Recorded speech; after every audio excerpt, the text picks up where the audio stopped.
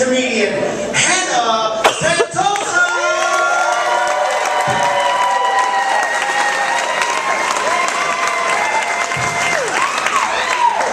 Okay, so I'm an 80-year-old woman inside of a 16-year-old's body. Last year I had hip surgery.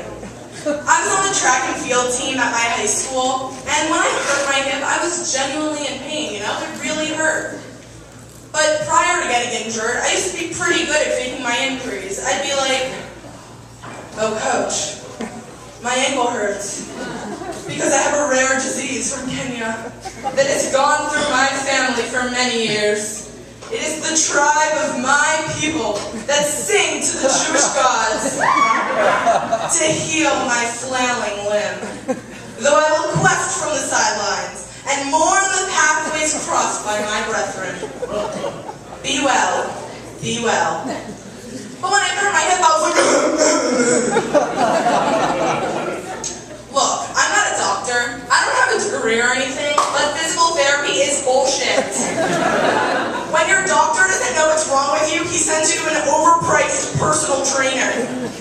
Does this hurt? Yes. Does this hurt? Yes. And this? It's the same thing as the first thing. Still hurts?"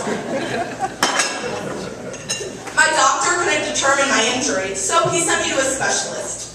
Out of all the questions I had in meeting my hip specialist, the most important one to me was, is he hot?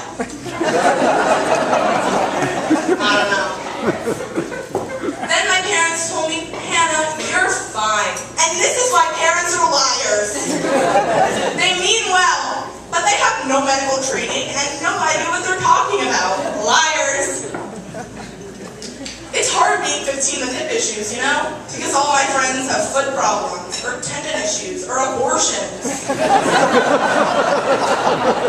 They can't relate to me. My walker's missing a tennis ball.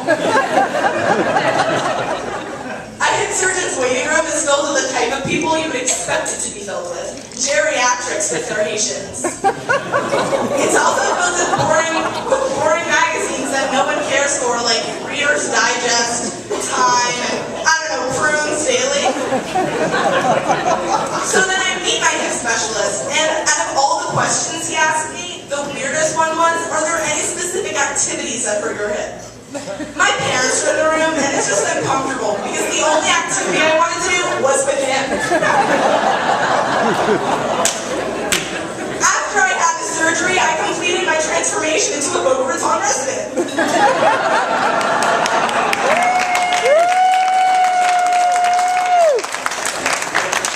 I wasn't able to use crutches, so I used a walker. Every Wednesday, I played mahjong with my country club friends.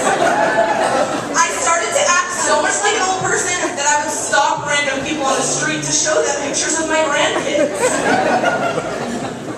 I would also start saying things like, "I remember the good old days," but it was weird because I was referring to Obama's first term. One time I needed bras, so my mom rolled me over to Victoria's Secret. All throughout the mall, it was sympathetic looks from Boca people.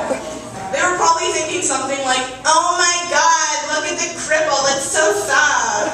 She's taking out of my room to walk." There should have been practice at home before we came to Victoria's Secret, because the process of my mom and I trying to dress myself wasn't possible. My mom and I had a system 10 years ago when I was 5. Look, I cried that day. Make no mistake, everyone was crying in each of the dressing rooms. I was just the only one crying from legitimate pain. Alright, look guys, I don't want you to feel bad for me. I just want you all to realize how important it is to not exercise. Right?